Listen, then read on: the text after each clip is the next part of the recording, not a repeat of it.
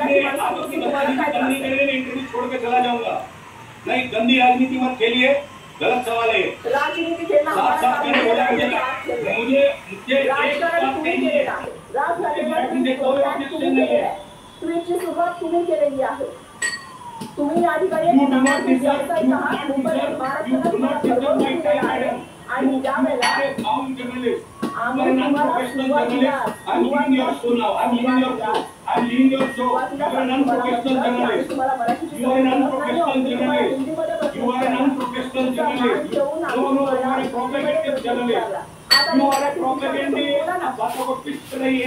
अरे कहीं कुछ लिहाज करो, ऊपर वाला देख रहा है, कहीं लिमिट करो अपनी बचाने की।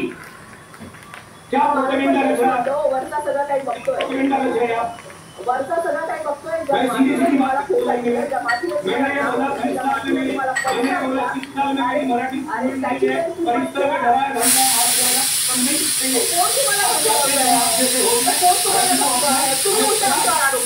आम्ही तुम्हाला धमकावतोय? मी तर तुम्हाला सरळ साधा प्रश्न विचारला ना, मराठीपासून तुम्हाला काय अडचण आहे आणि हिंदीमध्ये सुरुवात केली ना, तुमचा मान राखला ना, तुमचा मान राखत आम्ही तुम्हाला विचारलं ना हिंदीमध्ये, आता मराठी बोलायला तुम्हाला काय अडचण आहे?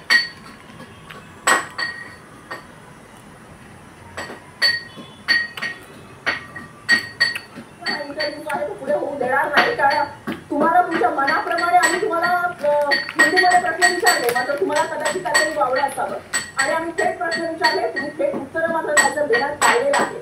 केल्यासारखी माणसं जी महाराष्ट्रामध्ये राहतात, मुंबईमध्ये राहतात, इथे पैसा कमवतात, नाव कमवतात, सगळं कुटुंब त्यांचं इथेच असतं, मात्र त्यांना मराठी भाषेपासून काय वावडं आहे तर त्यांना माहिती आणि शेवटी त्यांनी एक वाक्य हे केलं की ऊपरवाले से डरो।